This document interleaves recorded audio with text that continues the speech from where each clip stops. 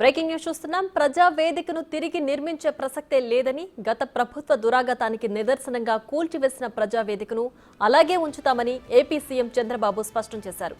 సెక్రటేరియట్లోనే ప్రజా వినతులను స్వీకరిస్తామని చెప్పారు. సెక్రటేరియట్కు వచ్చే ప్రజలకు మౌలిక వసతులు ఏర్పాటు చేస్తామని తెలిపారు. ప్రజల సమస్యలు వినతుల స్వీకరణకు ప్రత్యేక వ్యవస్థను నెలకొల్పుతామన్నారు. ఈ విషయమై అధికారులతో చర్చిస్తున్నట్లు సీఎం చంద్రబాబు చెప్పారు. ప్రజా వినతులు స్వీకరణకు ఎక్కువ సమయం కేటాయిస్తామని అన్నారు. వారి సమస్యల పరిష్కారానికి నిర్దిష్ట సమయం ఉండేలా చర్యలు తీసుకుంటామని తెలిపారు.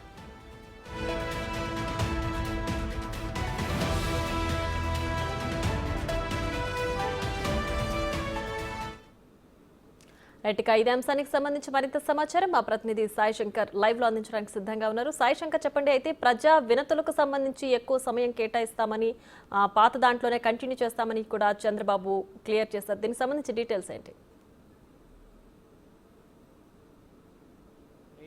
ప్రమాణ స్వీకారం అనంతరం మొదటిసారిగా టీడీపీ కేంద్ర కార్యాలయానికి ముఖ్యమంత్రి చంద్రబాబు ఈరోజు రావడం జరిగింది. ఈ నేపథ్యంలో మీడియాతో చిట్చాట్ చేయడం జరిగింది. అయితే ప్రజా వేదికకు సంబంధించినటువంటి నిర్మాణం పైన కూడా ఆయన మాట్లాడినటువంటి పరిస్థితి ఉంది. ప్రజా వేదిక నిర్మాణం అనేది చెయ్యమనే విధంగా కూడా చెప్పినటువంటి పరిస్థితులు ఉన్నాయి. ఆ కూల్ చేసినటువంటి శిథిలాలు ఏవైతే ఉన్నాయో వాటిని గత ప్రభుత్వం యొక్క దుశ్చర్యలకి గుర్తుగా అలానే ఉంచుతామనే విధంగా కూడా చెప్పినటువంటి పరిస్థితి ఉంది. అయితే ప్రజా వేదికగా నిర్మాణం చేయనప్పటికీ ప్రజలకు సంబంధించినటువంటి విన్నతులు ఏవైతే ఉన్నాయో వాటిని సెక్రటేరియట్లో స్వీకరించే విధంగా ఏర్పాట్లు చేస్తున్నామనే విధంగా చెప్పడం జరిగింది.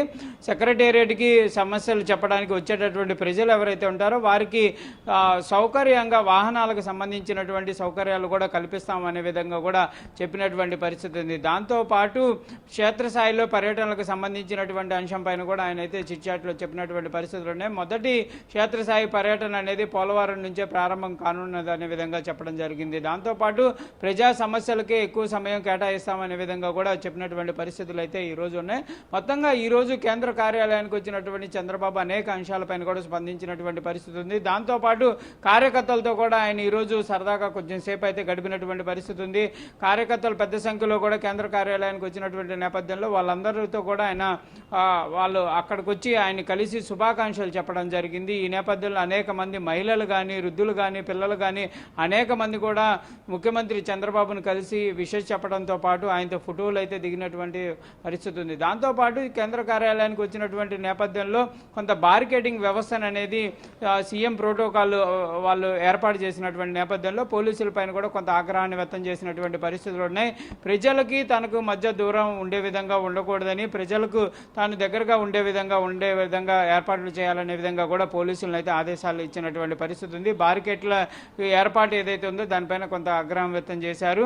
ఇట్లాంటివి రానున్న రోజుల్లో లేకుండా చూసుకోవాలనే విధంగా చెప్పినటువంటి పరిస్థితులు. మొత్తంగా ఈరోజు ఈ అంశాలకు సంబంధించినటువంటి కేంద్ర కార్యాలయంలో అయితే కొంత సందడి వాతావరణం అయితే నెలకొందనే విధంగా చెప్పొచ్చు. దాంతోపాటు ప్రజలకు సంబంధించినటువంటి అంశాలపైన కూడా క్లియర్గా అయితే సీఎం అయితే చెప్పినటువంటి అంశాలు, ప్రజా సమస్యలకు సంబంధించినటువంటి అంశాలు, కార్యకర్తలకు సంబంధించి దృష్టి పెట్టాలి. కార్యకర్తలకు కంపల్సరిగా ప్రతి వారం కూడా ఒక సమయం అనేది ఇచ్చే విధంగా కార్యకర్తలకు సంబంధించినటువంటి సమస్యలు కానీ వారి విన్నతులు తీసుకునే విధంగా కూడా ఎమ్మెల్యేలు ఉండాలనే విధంగా కూడా చెప్పినటువంటి పరిస్థితులు ఉంది. తాను కూడా కేంద్ర కార్యాలయానికి రావడం పైన కూడా ఆయన స్పష్టత ఇచ్చినటువంటి పరిస్థితులు ఉన్నాయి. పార్టీకి సంబంధించినటువంటి అంశాలు, ఇటు ప్రభుత్వానికి సంబంధించినటువంటి అంశాలు రెండూ కూడా సైమల్టేనియస్లీ ముందుకు తీసుకెళ్తామనే విధంగా కూడా ఒక వివరణ అయితే ఇచ్చినటువంటి పరిస్థితులు ఉన్నాయి. మొత్తంగా మాత్రం ప్రజా సమస్యలకు సంబంధించినటువంటి అంశాలపైన కూడా క్లియర్గా చెప్పినటువంటి అంశం. ఇంతకాలం ప్రజా వేదిక మరోసారి నిర్మాణం జరుగుతుందనే విధంగా ప్రచారం ఏదైతే జరిగిందో దానికి సీఎం చంద్రబాబు అయితే ముగింపు పలికారు. ఇక దాన్ని నిర్మించేటటువంటి పరిస్థితి లేదనే విధంగా కూడా స్పష్టంగా చెప్పినటువంటి పరిస్థితి ఉంది. ప్రియా.